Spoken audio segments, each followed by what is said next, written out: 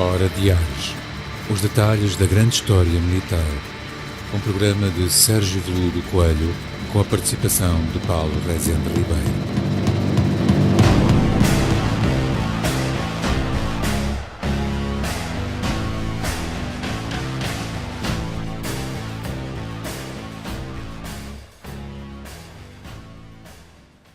Olá, Sérgio. Tudo bem, Paulo? Estamos aqui para mais uma Hora Diários. É verdade. Para dar continuidade ao nosso percurso aéreo sobre É a série da a aeronáutica. história militar e a importância das aeronaves. É verdade. Ficámos no último programa Nos anos 30, mas ainda... nas guerras entre guerras. Tínhamos estado, penso eu, a comentar o laboratório, Sim. que foi a Guerra Civil de Espanha. Aliás, eu penso que as últimas referências até foram aos Polikarpov I-15 e I-16 Sim. russos ou soviéticos. E depois tinha ficado já assim um bocadinho a encaminhar o programa para 1 de setembro de 1939. E também desmanchar um bocadinho aqueles mitos que se construíram acerca da aparente fraqueza polaca em termos militares, que não era bem verdade. Não era bem verdade. E em termos aeronáuticos também não é bem verdade. Sim, nós chegamos a falar disso na questão dos carros blindados e falámos também, quando falámos da ferrovia, que aquela ideia que se tem de que a Polónia não tinha força para fazer frente à invasão alemã não foi assim tão linear, não era assim tão mau quanto é Isto dado nem são a entender. mitos.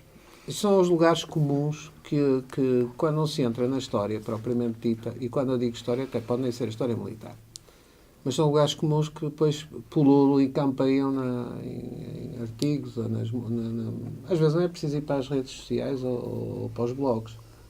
Há revistas que continuam um bocadinho... Revistas da especialidade, e aqui põe a especialidade em itálico ou entre aspas, porque acabam por não ser exatamente as donas da verdade, nem ir a fundo na investigação. Felizmente também já se começa a rever a historiografia, começa a rever esses não os mitos, são os lugares comuns. Um deles é o caso da Polónia, outro caso é o da França, outro caso é o da Bélgica, em relação à Segunda Guerra Mundial. Sim, eu, por exemplo, em relação à questão da Polónia, tinha sempre aquela ideia de que tinham recebido a divisão Panzer com os cavalos. Era essa a ideia que se passa Esse é o frequência. mito que se constrói à volta da carga da Brigada Pomerânia contra uma divisão Panzer, e que não foi propriamente aquilo que aconteceu. Há uma deslocação da Brigada Pomerânia a cavalo. Há algumas fotografias existem da carga, mas eu ponho em causa se a fotografia não foi propriamente montada.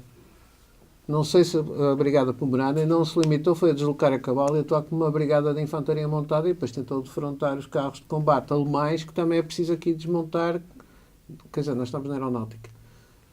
Que não era aqueles carros que se pensava, e que já dissemos isso anteriormente. Sim. Quanto à aeronáutica, veio direto ao dia 1 de setembro e àquela montagem cenográfica que os alemães fizeram do ataque à estação de rádio, atacaram seus próprios para justificar a invasão da Polónia. Eles já levam o manual feito daquilo que tinham aprendido na Guerra Civil de Espanha. Ou seja, o Blitz não está associado, obviamente, só à campanha de França de 1940, mas já está associado à invasão relâmpago da Polónia. Mas eu volto aqui a dizer, a Polónia, de início, tem um inimigo a entrar pela fronteira, não é sul, é a fronteira mais a sul, mas depois a norte tem outro que lhe vai entrar pelas costas, não é? Que é a União Que é Soviética. Rússia, sim. Não é? Agora, o poderio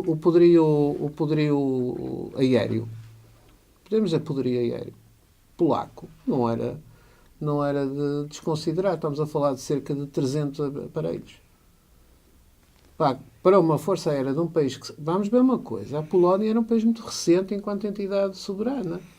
Tinha nascido da Primeira Guerra Mundial, de velhos conflitos com a Rússia, de repartições territoriais, as tais que nós tínhamos falado já também em tempos, de reordenamento dos territórios. Não confundir com PDMs. Sim. Ok? O reordenamento estratégico e dá origem à nação polaca, que ela já existe, mas que se assume exatamente. Sim, eles chegou a ter o Império Polaco. Era bom que se conhecesse melhor a história dos países, por vezes, antes de dizer algumas atuardas, como nós às vezes vemos aí. E nós também não estamos livres de dizer uma atuarda. Por isso agradecemos sempre ao nosso querido público que se dissermos uma atuarda, que Corrijam. corrija. É para isso que também cá estamos.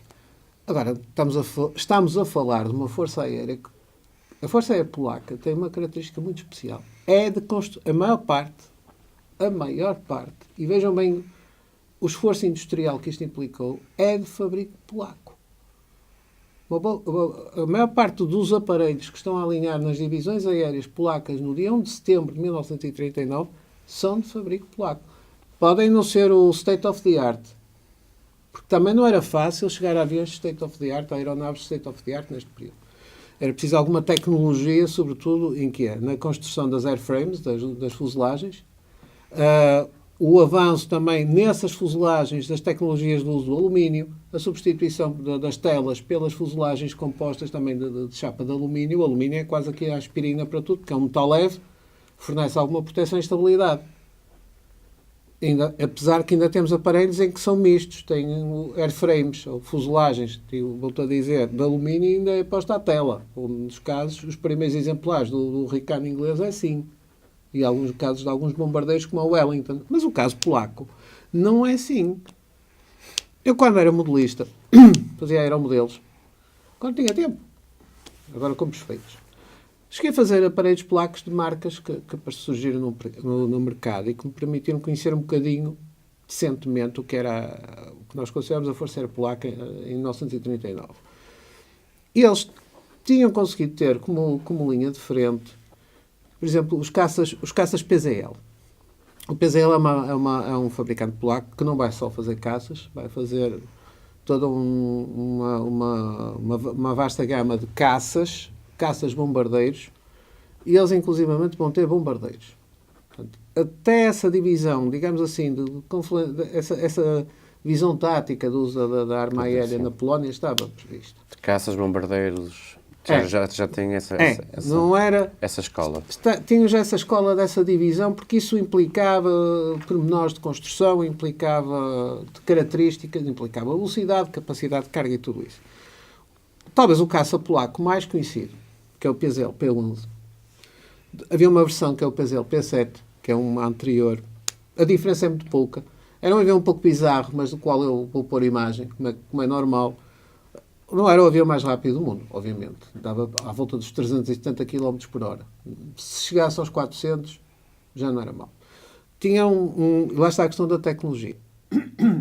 Eles, ao desenvolver esse caso, o caça PZL P11, ele ficou apenas com um pequeno pormenor. Não tinha o trem de aterragem retrátil, que era algo que já era muito normalizado, ou se tinha começado a normalizar nas forças aéreas que tinham tecnologia mais desenvolvida, que era retrair o trem de aterragem, para que não houvesse arrasto aerodinâmico, porque o trem de aterragem não ajuda nada à aerodinâmica. Ora, o PZL ainda tinha o trem de aterragem fixo.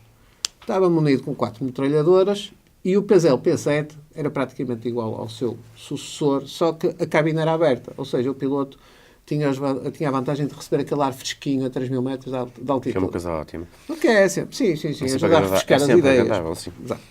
O PZL P11, não, já surge com a cabine fechada, com plexiglass. Deixa-me só dizer uma coisa. O PZL não era um grande avião, mas quando a Alemanha dominou a Polónia, mandou PZLs, os PZLs que sobraram, que ainda eram bastantes, foram mandados para a Roménia. Sim. Foram distribuídos por aliados do eixo. Chegamos a falar nisso em cenários menos complicados. O que é que faziam os nazis? Limitavam-se a pegar nos materiais, ou aproveitavam, já tinham aproveitado o material checo. Material checo esse, que em termos aeronáuticos, eles ainda, os alemães vão usar mesmo o Avia B1 e o Avia B2 de origem checa para teatros como na Iugoslávia. Portanto, isto nada se desaproveitava. Agora, em 1939, o que é que acontece na campanha aérea de 39, na Polónia? É o uso do caça, do Messerschmitt, que também ainda não são as versões, portanto, ainda já tem o Daimler-Benz DB600, mas ainda estão na faixa dos 500, 515, 530 km por hora, portanto, ainda não é aquele Messerschmitt que depois rompe nuvens a alta velocidade. Obviamente que não é, lá vamos nós para a simetria, o PZL P11 não é propriamente a resposta mais simétrica do mundo. Mas também é preciso aqui contar com algo que só a história a posteriori, e que se agora curiosamente, aguardo ansiosamente a estreia de um filme que é o 303, que é sobre os polacos, as esquadrilhas. Ele já estreou fora, vai estrear cá. Sobre as esquadrilhas polacas que intervieram na Batalha de Inglaterra. E o que é que isto leva a... Para onde é que eu quero ir? Quero ver que os pilotos polacos eram de excelente qualidade. Sim. E para onde é que eu quero ir? Aqui, dizer, havia pilotos alemães de fraca qualidade, isso já não poderei dizer, mas defrontaram-se com pilotos polacos de boa qualidade. Tanto é que eles com PZLs P11, que não eram tão poderosos como os Messerschmitt, eles têm uma taxa de vitórias, pelo menos 100 e picos aparelhos alemães. É que esta história não conta. Os polacos conseguiram manter cerca de 130 aparelhos alemães. Entre caças, bombardeiros e bombardeiros. Porquê? Porque, por vezes, a Força Aérea Polaca, que eu atrevo-me a dizer, e qualquer dia sou crucificado, vão-me tirar a Legião de Honra de volta. A Legião de Honra, porque a Força Aérea Francesa, não, se calhar, comparativamente, não teve o mesmo desempenho. Sim. E era tecnologicamente superior. É verdade, sim. Não é? A Força Aérea Polaca tentou ao máximo conter a ofensiva aérea alemã, mas era uma ofensiva aérea alemã era profundamente articulada com as forças de terra. O que é que nós tínhamos? Quais são os aviões que sobressaem no ataque? E vamos ver, um dos primeiros bombardeamentos estratégicos. Os alemães fazem um bombardeamento estratégico na campanha da Polónia, que é a Cracóvia.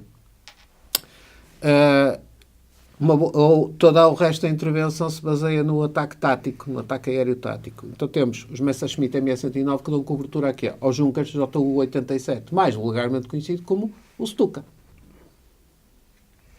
Para além do Stuka, entram as esquadrilhas dos Enkels o HE-111, que tinha sido experimentado à exaustão aonde? Em Espanha nós falamos nisso. Nos Enkel e no uso do Enkel de E depois ainda vêm outros aparelhos. Para definir qual deles é que seria o são bombardeiros, para... são bombardeiros táticos que podem executar algumas missões estratégicas, depois que usavam, curiosamente, o motor Junker-Jumo, que é um motor que vai para esse aparelho, mas também tinha sido experimentado como motor para o Messerschmitt ME-109, mas que não deu grande resultado. Só voltámos a ver esse motor aplicado nos Messerschmitt havia 199 checos do pós-guerra.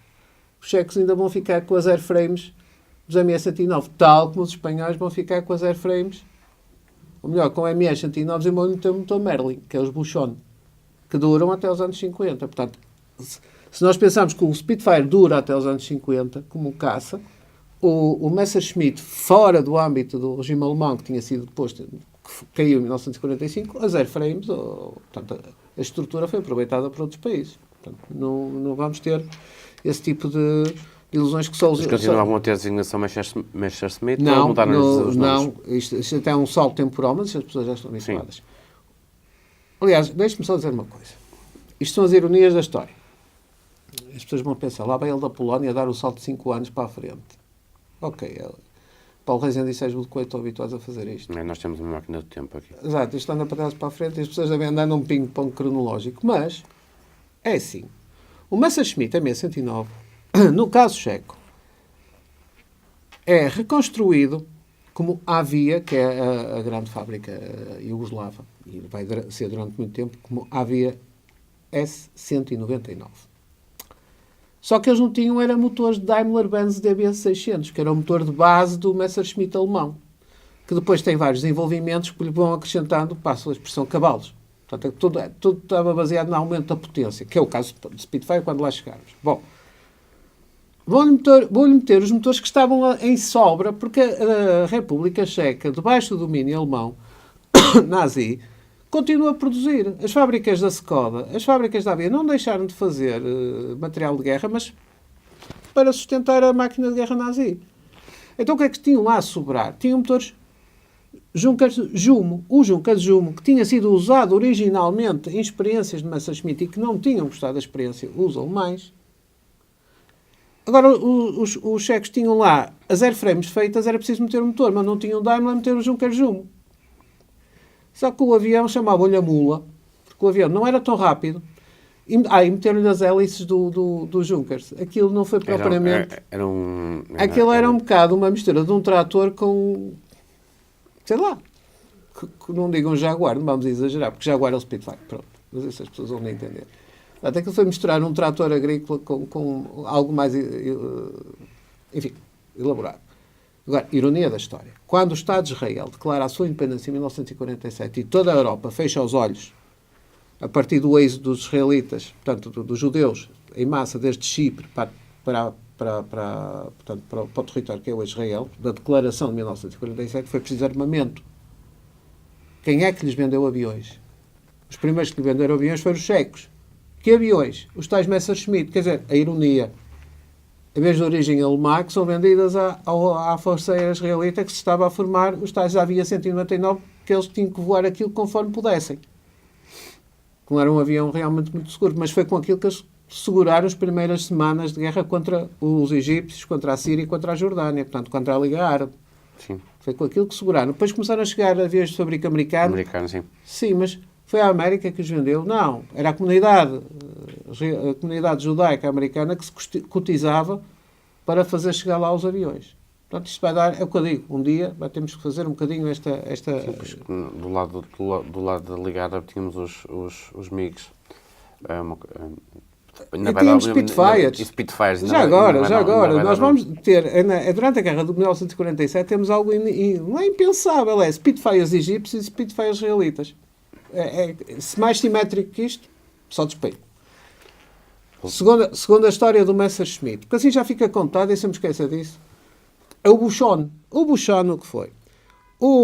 A certa altura, os nazis, ou os alemães, fazem chegar ao regime franquista, durante a Guerra Civil e depois da Guerra Civil, portanto já depois de 1939, fazem chegar mais Messerschmitt ME-109.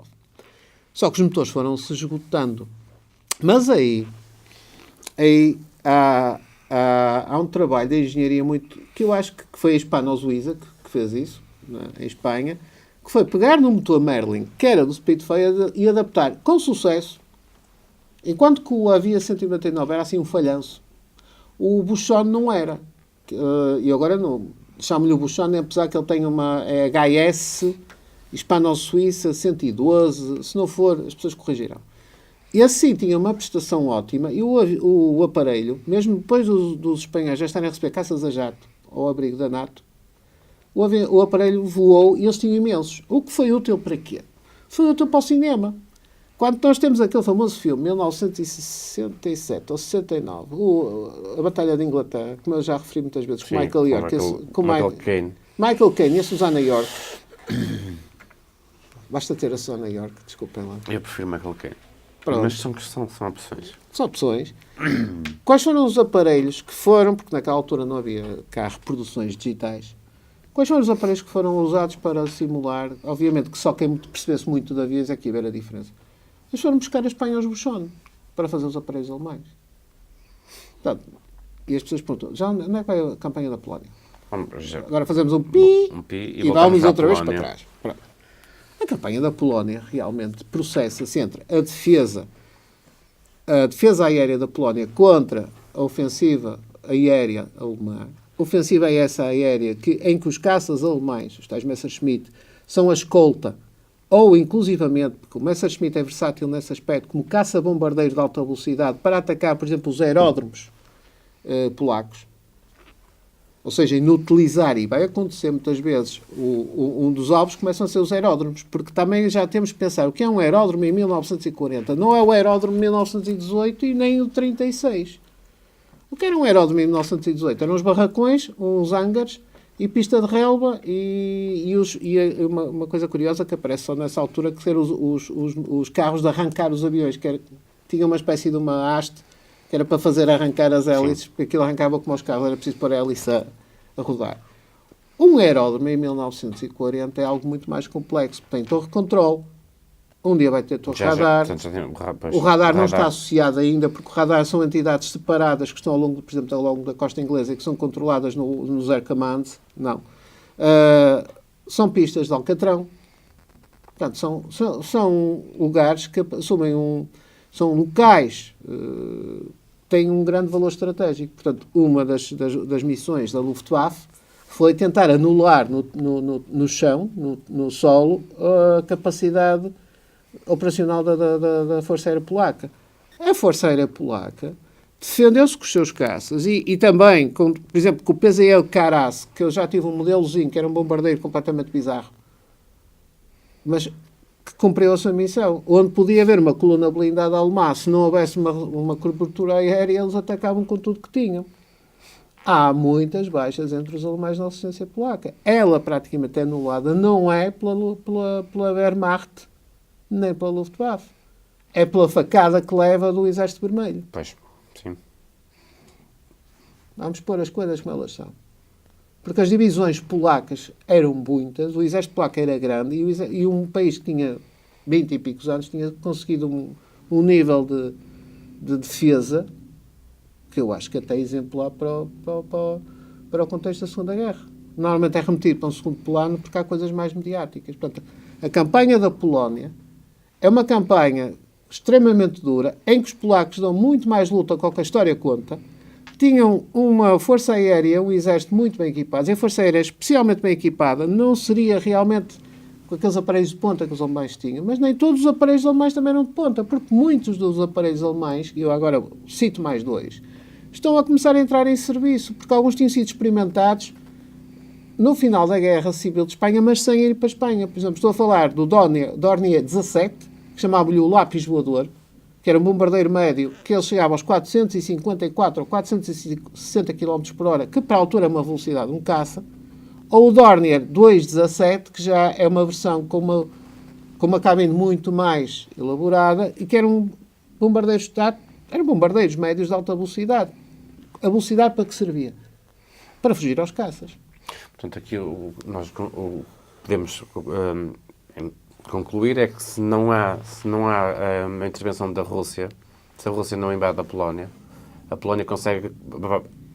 ia conseguir aguentar mais tempo, resistir mais tempo ao ataque isso aí entra na questão da visão estratégica, porque a Polónia poderia não conseguir vencer a Alemanha, mas teria criado uma ação de retardamento muito mais substancial. Para quê? Para que a França e a Inglaterra tivessem tido tempo, porque as declarações de guerra seguem-se. Na semana a seguir já declararam guerra todos uns contra os outros. Foi como em 14. Não houve tempo. A Rússia realmente corta por completo a capacidade de retardamento que a Polónia poderia ter tido para uma intervenção francesa e inglesa, sobretudo francesa, não no território francês, mas tentando entrar, portanto, atacando por outra via os alemães. Portanto, tal não acontece. Portanto, essa é uma das situações a terem em conta. Outra coisa é que a Europa livre assistiu ao baquear da Polónia. Eu acho que ainda estavam a sonhar com o Acordo de Munique de 1938. Penso que muita gente, se calhar em França e Inglaterra, só vão ocupar a Polónia e vão agora entrar em negociações outra vez connosco. Porque o primeiro ataque é mesmo à Polónia. Nem há deslocações para o Mediterrâneo. Quer dizer, ninguém queria estar a ver o que se passava para lá disso.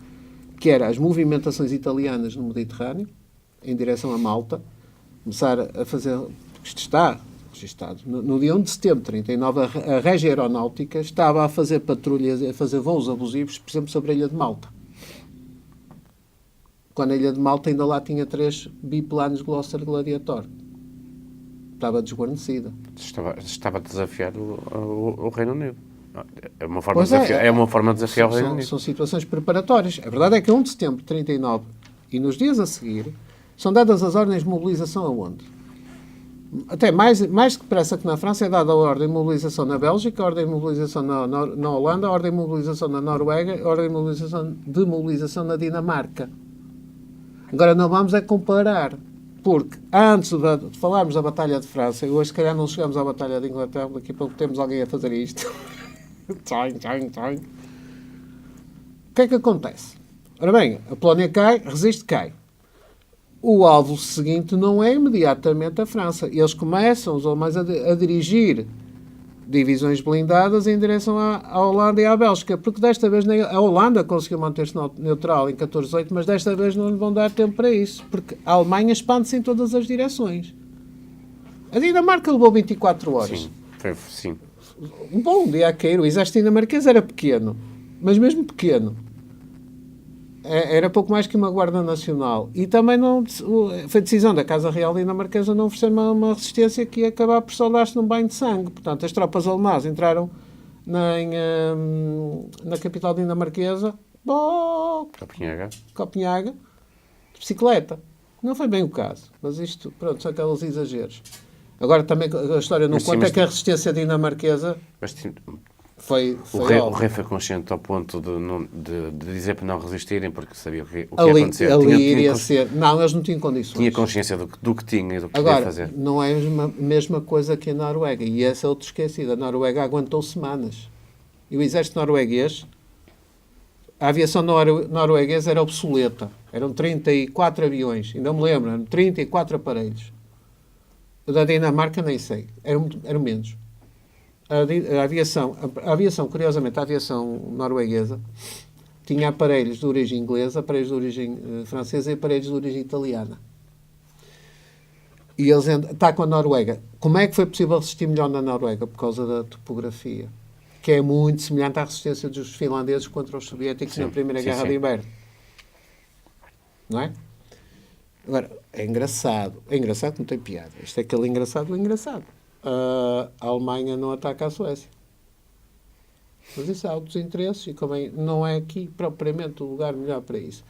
Mas ainda há resistência aérea Há uma tentativa de algumas horas da arma aérea norueguesa, só que aí não aconteceu o que aconteceu na Polónia. A aviação alemã pregou ao chão os aeródromos todos, porque eles eram poucos. Era Tromsø, isto eu estou a tentar dizer, Tromsø. Em sueco é assim, se fosse dinamarquês ou norueguês ia ser diferente, mas é... Acha que sim? É. Os suecos têm assim um sotaque diferente. Tromsø. Estava a dar o sotaque do Zaba. Acontece, pronto. Aí eles pregaram ao chão. Apesar de que quando ainda assim as coisas não correram 100% bem para os alemães no ataque a Oslo.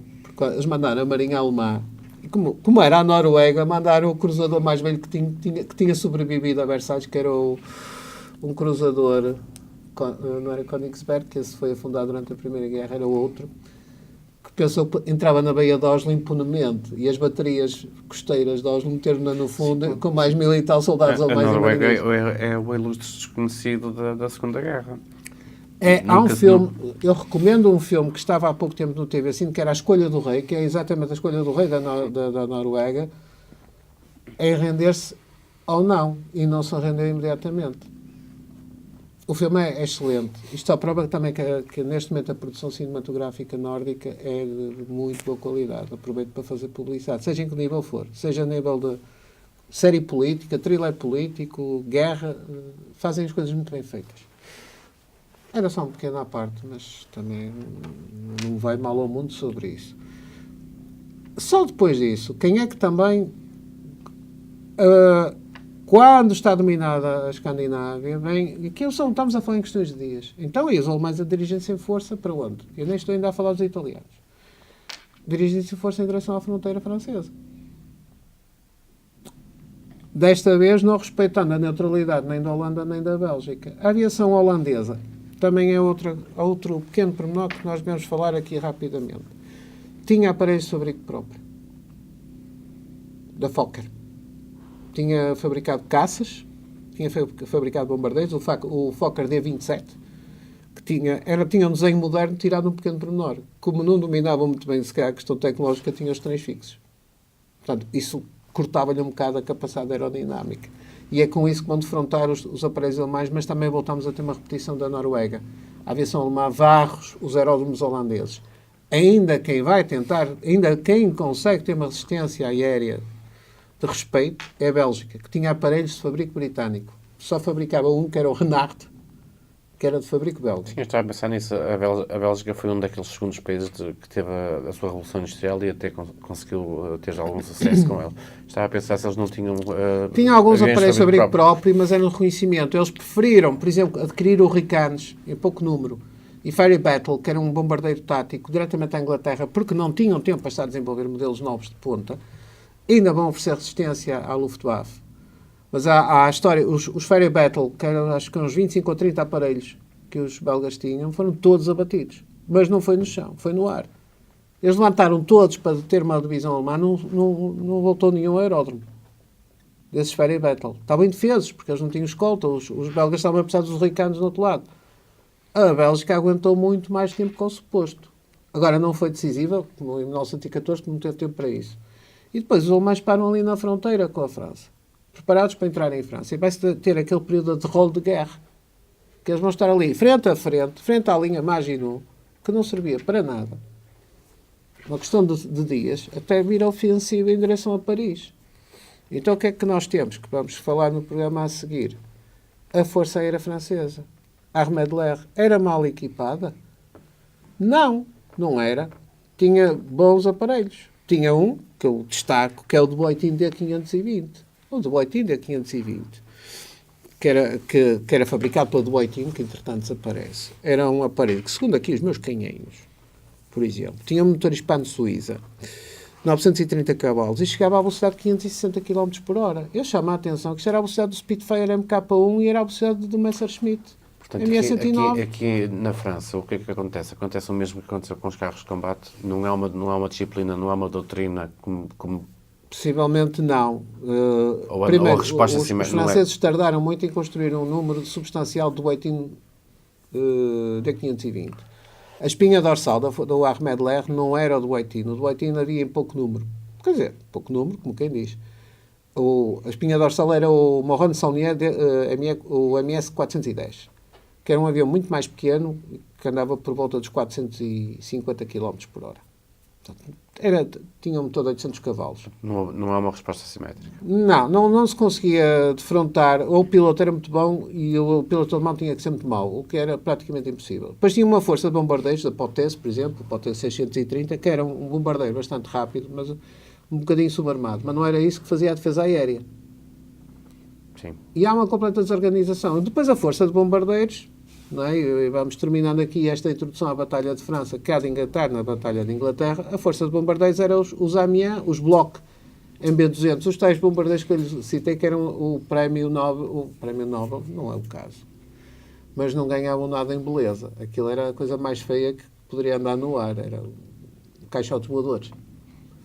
No Prémio Nobel da Beleza Aérea é uma coisa bonita. Não, da Fialdade Aeronáutica. Da Fialdade Aérea. Prémio Nobel da Fialdade Aeronáutica. Mas, sobretudo, desorganização e desarticulação. Se os franceses tinham um manual em condições e se tinham um comando lúcido, os alemães talvez não tivessem levado a melhor. Mas é que os alemães também, quando fizeram este ataque, nós estamos a pensar que eles não sabiam disso. Sabiam, sim, senhor. Sim. Claro que eles sabiam muito bem o que estavam a fazer. Por isso, Paulo, neste bocadinho, nós passamos pela campanha da Polónia e vamos entrar no próximo programa na França e tentar chegar à Batalha de Inglaterra. Isto vai ser como aos blindados, não vai? Depende. Provavelmente, mas eu acho que faz sentido. Porque são cenários que se complementam e por si só são muito ricos e muito interessantes e não se pode saltar assim de uma forma muito agressiva, muito rápida. E depois vamos ter muitas imagens. Exatamente. E agradecemos ao nosso produtor que tem esse trabalho. Tem esse trabalho de colocar as imagens. Exatamente. Paulo. Sérgio. Sempre a considerá-lo. Igualmente. Voemos para o próximo programa. É verdade. Voemos. Vou fazer as reservas. Exatamente. Ok. Sempre a considerá-lo.